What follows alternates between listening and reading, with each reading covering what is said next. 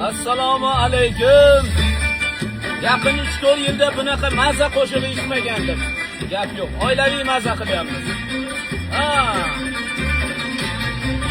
Biram güzel chiroyli mening onam, jannatdagi rayhonima guli olam.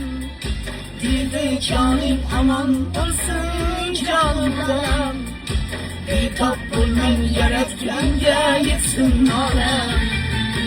Onam, onam, jonim onam, jannatdagi rayhonima guli olam.